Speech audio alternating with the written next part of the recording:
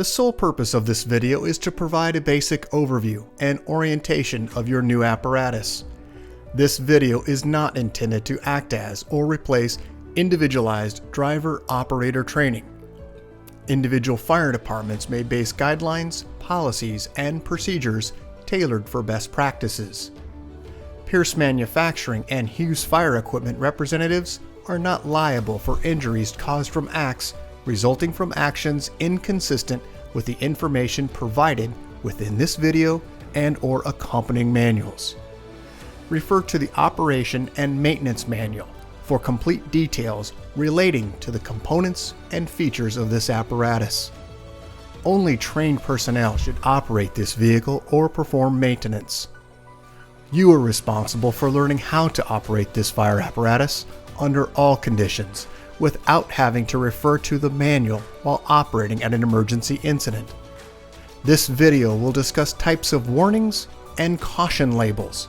It is your responsibility to locate and identify each of the labels and understand the importance and associated hazards.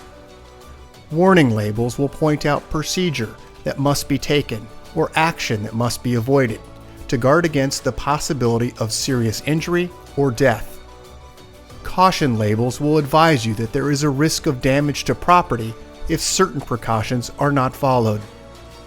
Continuous training, reviewing of operation and service manuals, developing good standardized practices will assist driver operators with a more complete understanding of the components and operation of this fire apparatus.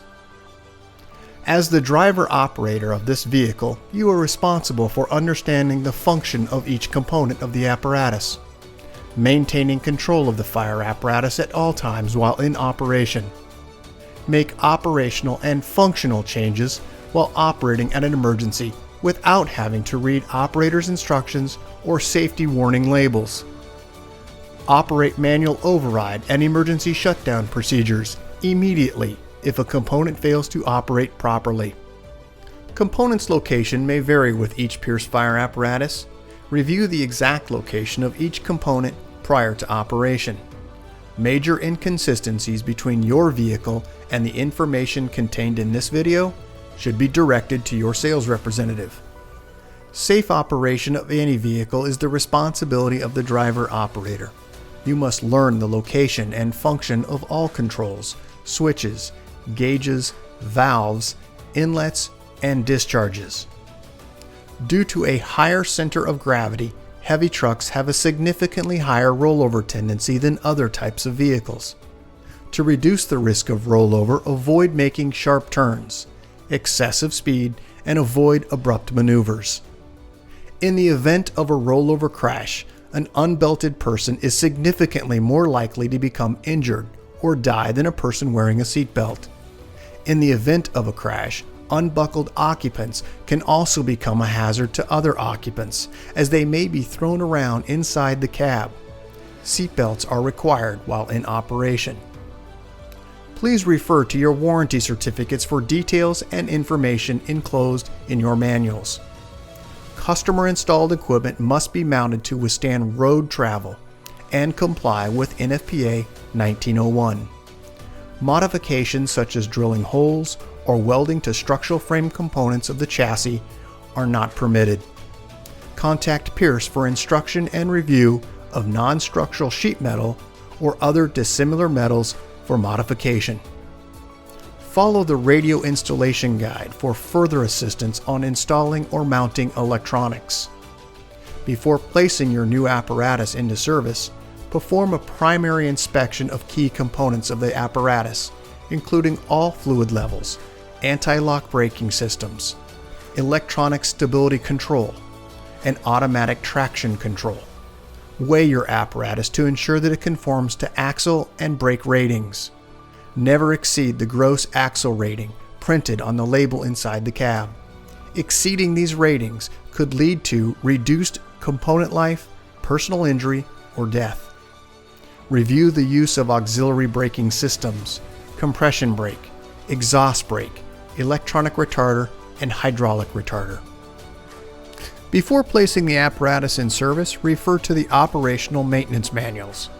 Information on the operation and maintenance functions for the components such as the pump, pressure governor, and foam systems, along with other options, is provided in either the Pierce manuals and/or other manufacturer support information delivered with the apparatus. If you need more information, please contact Hughes Fire Equipment. Congratulations, Rincon Valley Fire, Arizona, on your new Pierce fire apparatus, job number 38353. Please utilize this 5-digit job number when referencing your apparatus with Hughes Fire Equipment and Pierce Manufacturing. Let's get started on a brief orientation of your new apparatus. Starting just under the front bumper, you'll find 2 open-ended tow hooks on the passenger and driver side frame rail. Just up from that location, you'll find your air horns underslung under the front bumper. Located in the center area, you'll find recessed electronic siren and PA speakers. Moving up onto the bumper extension, top side is where you'll find a swivel discharge. There are 2 D-handles to gain access into the front bumper load. Moving now up onto the cab, on the outer edge, you'll find a marker turn indicator. Just inside that location is the headlight structure housing low and high beam headlights. High beam is located on the inside. Above that cluster, you'll find emergency warning lights located above that. There are 2 on each side, forward facing.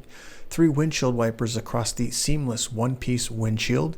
And as we move to the outer edge of the window, you'll find your mirror housing a flat and convex mirror controlled from within inside the cab.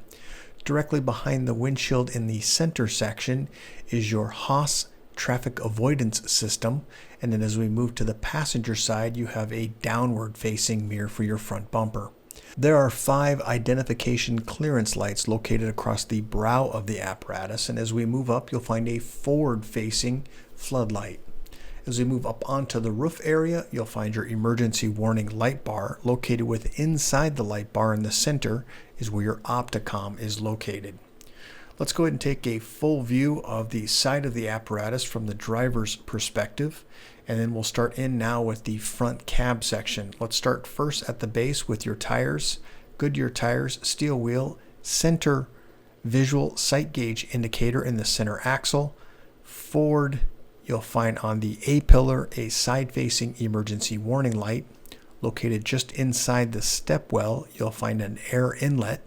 And as we move to the A-pillar, you'll find your turn indicator marker light. As we move just over the front tire, you'll find a side-facing emergency warning light. And easily accessible with a gloved hand, these are your door latches, which are also keyed. Right next to that, you'll find the grab handle for gaining entry and exit in and out of the cab. And then your auto eject shoreline inlet with a battery indication as to charging status. As we move all the way to the very top, you'll find side-facing cab scene lights. Let's move to the body now. Just in front of the rear axle is where you'll find your folding wheel chock storage location. Also a turn indicator marker light just in front of the rear axle. And then 2 SCBA storage compartments located in front of and rear of the axle. Directly over the axle, side-facing emergency warning light. Let's move up to the top section where you'll find an LED water tank level indicator on the driver side and passenger side, and also side-facing scene lights on the body. At the very rear section of the body is where you'll find a side-facing rear emergency warning light. Let's go ahead and take a look at the rear section of the apparatus. We'll start first with your reverse, turn, and brake light. Just inside that location is an emergency warning light. As we move upward onto the side, you'll find your license plate location, also a rear-facing scene light. D-handle gains you access into your ladder storage location.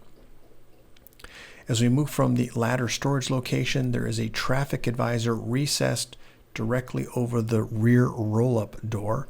And then also you have 2 additional tool storage locations in the upper portion, along with emergency warning lights at the very top section of the apparatus. As we move back downward, you'll find a cupped switch and then also your ladder access.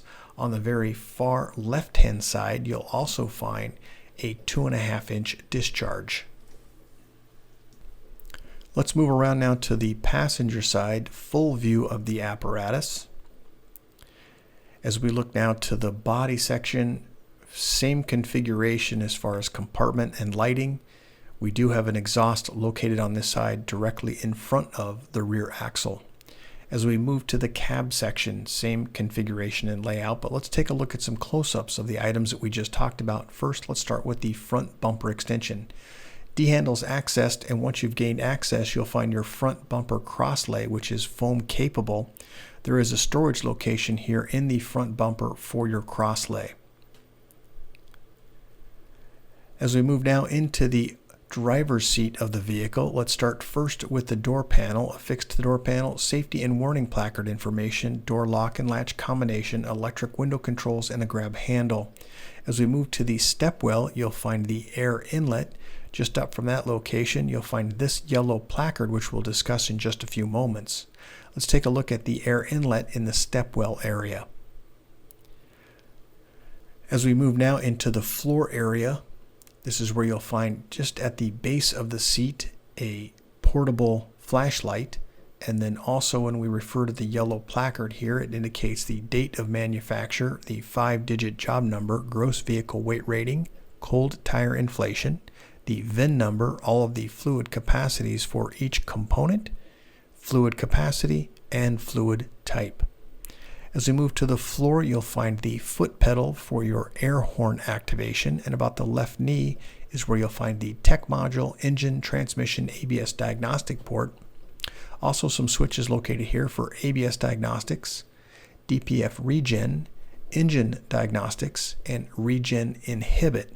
Also a display port. Just up from this location is the master battery switch quarter turn. And then as we move up to the opposite side of the steering column, you'll find a switch panel here which houses the load manager. As we move to the dash, you'll find your ignition and start switch on the far left hand side of the dash cluster, a switch labeled EM, which stands for emergency master. This will engage or disengage all emergency lights. Also headlight switch and panel switch, which allows you to brighten and dim lights within preview of the operator space. On the opposite side, OK to engage your high idle and high idle indicator and switch. On the left of the dash area, you're going to find your transmission, oil, def level, and water temp. On the right side of the cluster, you're going to find front air, rear air, fuel, volts. Located in the center, tachometer and speedometer. Diagnostic tally information will display above and below the speedometer, and also directly in the center via the text. Your vehicle is equipped with a frontal impact system. This is the supplemental restraint system located within the steering wheel. Also, you'll find on the left side windshield wiper control. As we move to the dash area, just a general view here. We'll start first at the top with your command zone. Tremendous amount of information right at your fingertips. See the owner's manual, touchscreen, and function button underneath. We have an indicator for stationary OK to pump and roll, your water pump switch and foam switch, an engine brake on and off switch, also an engine brake settings for low, medium, and high. And then just to the right, you can see we have USB 2.4 amp 12 volt access. Yellow diamond is the pull to apply your system parking brake and push to release. To the right, the Allison transmission pad push button digital readout with some caution information here, pump and neutral, and then also disengage the retarder when the vehicle is on wet or slippery surfaces. As we move to the right, this is going to be your mirror control for left and right mirror, both flat and convex. We do have a radio push to talk button located in this area. And then as we move to the right, you'll find your climate control for heat, defrost, and air conditioning.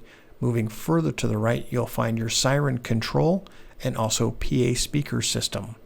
Overhead of the driver's position, let's start first with the yellow placard and identifying on the left the height of the vehicle, 10 feet 1 inch, length of the vehicle, 32 feet 9 inches, gross vehicle weight rating, 45,000 pounds. This also has the 5-digit job number 38353-01. As we move to the right, you'll find your rocker switches. First, your emergency master, roof light, front warning, side warning, lower rear warning, and upper rear warning. When any of these switches have been activated, the green light will illuminate, indicating the switch has been activated. Additional switches to the right where you'll find the high beam flash, opticom, which is located in the center of the light bar, front flood, driver scene, passenger scene, and rear scene. Let's move further to the right in the same space, and this is where you'll find your traffic advisor. And then further to the right, when in pump and roll mode, you'll find a digital pump pressure, water level indicator, and foam level indicator.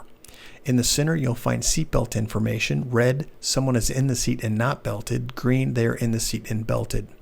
Do not move your apparatus if this light is flashing, indicating that you have a compartment or door open.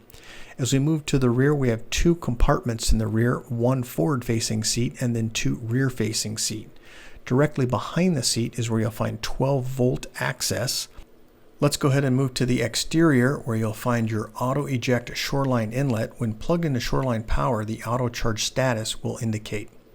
Goodyear tire, steel wheel, visual sight gauge into the center of the axle. We'll move now to the rear section of the cab. Let's start first with the door panel. Affixed to the door panel, safety and warning placard information, door lock and latch combination, window control, and a grab handle. As we look into the space, you'll find your air conditioning unit at the ceiling level, also push on and off red or white lens lights.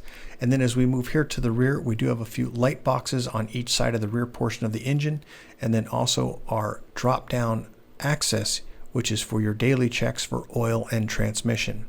As we move to the rear cab wall, you can see an adjustable shelf in the center section. And then also as we move to the exterior now, this is the upper portion. We have additional storage location here in the diamond plated area. As we move just down from this section into the lower area, you'll find your crosslay 1 and crosslay 2. Both of these are foam capable. In between the 2 of those, you'll also find your release mechanism here. This allows you to remove those speedlay to load hose on the ground. As we move now to the auxiliary pump panel, you'll find 2 2.5-inch discharges locally controlled via ball valve. The Pierce American Flag Eagle, this is your driver's side main pump inlet. As we move to the right, a warning placard indicating do not mix different brands or consistencies of foam for the possibility of foam failure, your foam inlet outlet, and then also an additional warning here, when climbing onto the vehicle, always face the vehicle while climbing on or off.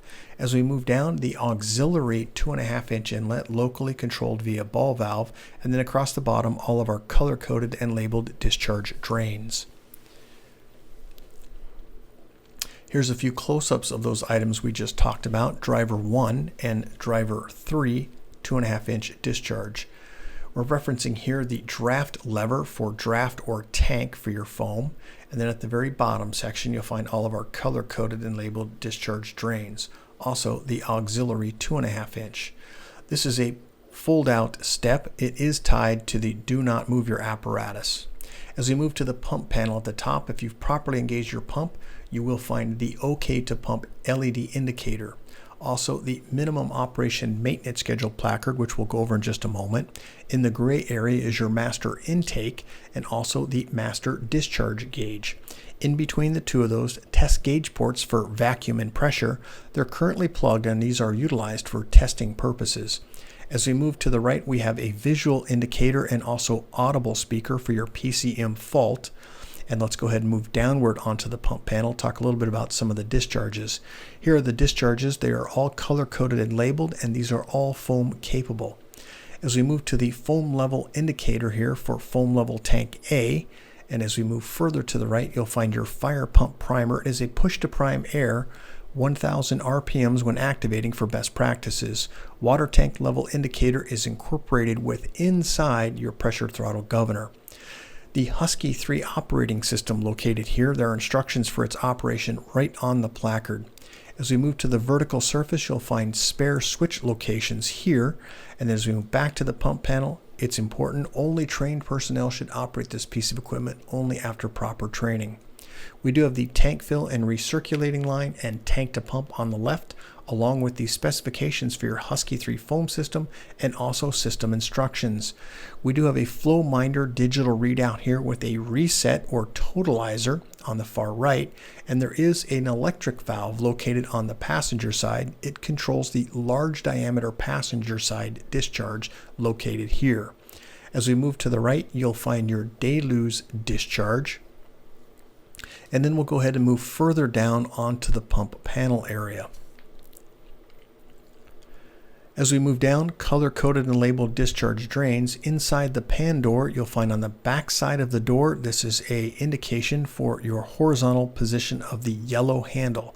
That is for operation. When you want to fill, you'll move the handle to the vertical position, and also your manual pump shift override in the protected switch.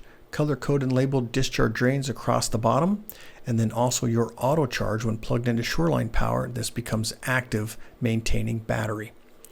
This is the minimum operation maintenance schedule for the test pressures of 150, 200, and 250 psi. On the left is the associated GPM at that test pressure, along with the associated RPM at that test pressure. We do have a governed speed while in pump mode of 2,400 RPMs. In the upper compartment, you'll find a pull-out tool board. In the forward section, SCBA storage location here for an air pack with a retaining strap. As we move now to the storage tool board, front and back storage, there is a lock on the back side. It will lock into position. Once again, Goodyear tire, steel wheel. As we move just above the axle, you'll find your fill locations for the Silver Cap Ultra Low Sulfur Diesel. And we've moved the flap downward to expose the DEF fill location. It will be the Blue Cap. There is also a SCBA bottle storage location here and a 4.5 gallon DEF tank. As we move to the rear of the apparatus, adjustable shelving located here. Full image of all compartments open now on the driver's side. Let's move around to the rear portion where all compartments are open. Let's start by identifying a few items within this area. First, we'll start with long tool storage. There are two locations for pike poles here and also a 10-foot folding ladder. 24-foot extension and 14-foot roof are located within this D-handle compartment. This is the rear discharge. It is foam capable also. As we move to the traffic advisor, just a few things here. Always face the vehicle while climbing on and off, and also never ride on the vehicle while it's in motion. As we look into the compartment here, we've compartmented one side of the compartment, making the space larger to the driver's side. Rear scene lights located here. It's the activation switch, and then an additional long-handled tool storage location here. As we move around to the passenger side, we have two tool boards that pull outward and also an adjustable shelf.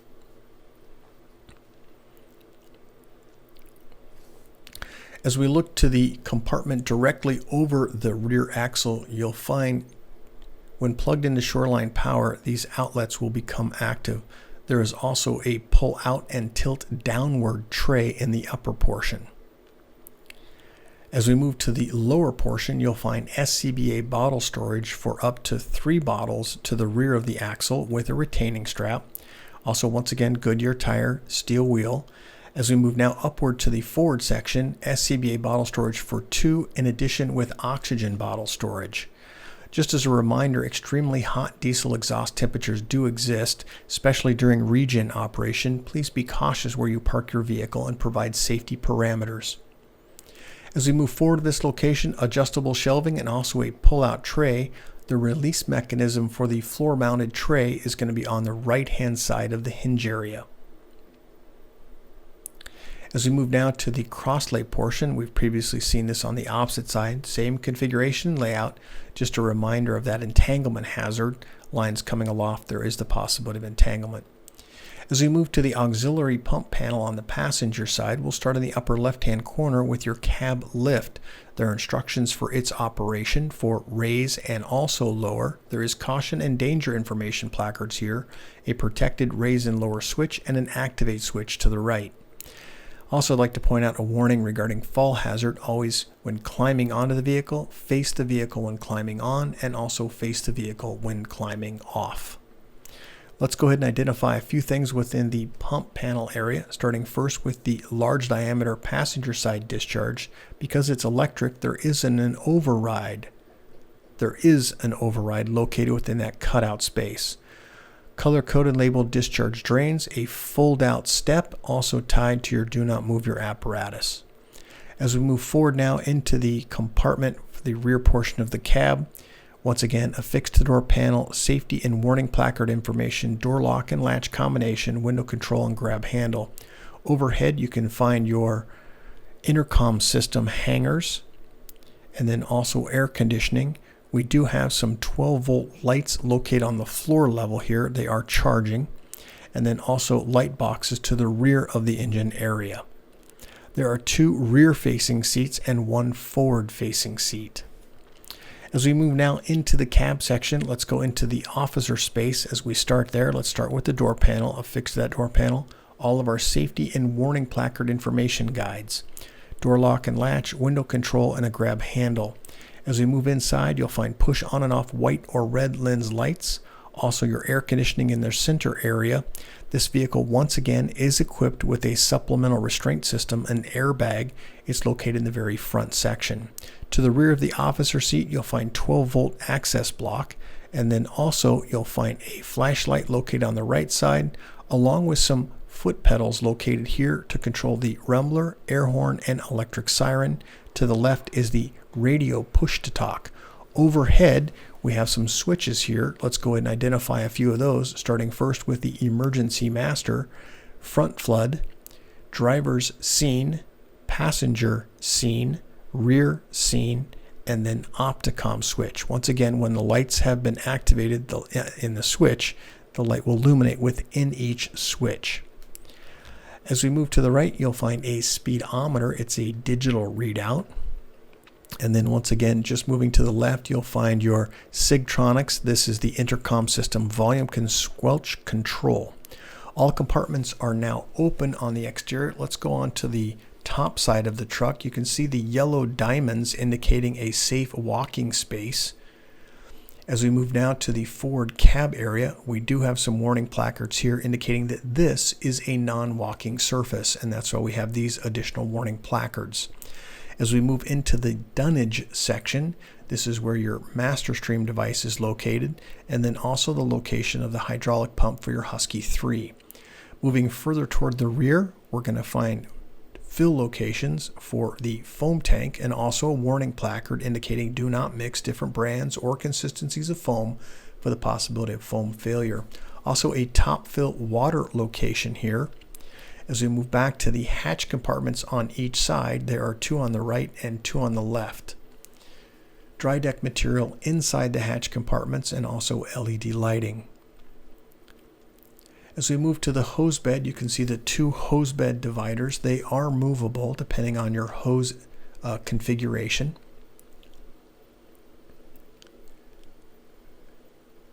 Just an additional view of the hatch compartments, both on the driver's side and then also on the passenger side. The next set of images is that of the chassis and undercarriage area and engine. We're looking now at the portion in the front section. This is the driver's side. When the cab has been fully tilted, this is the safety bar. Please place this into location once the cab is fully upright. Do not lower the cab onto the safety bar. Maintain equal hydraulic pressure in both right and left cylinders.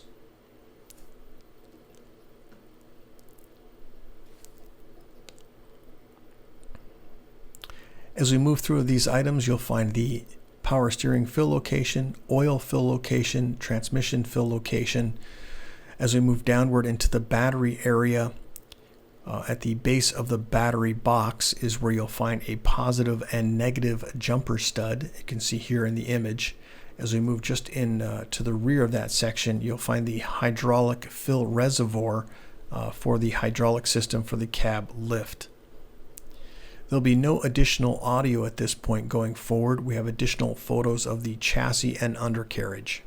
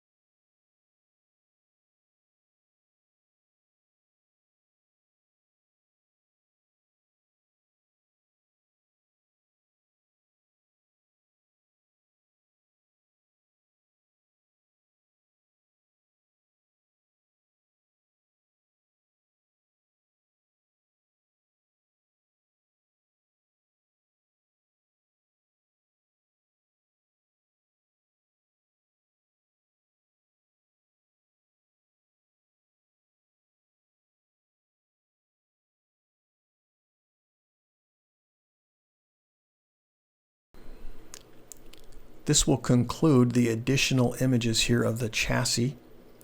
Congratulations, Rincon Valley Fire, Arizona, on your new Pierce fire apparatus, job number 38353.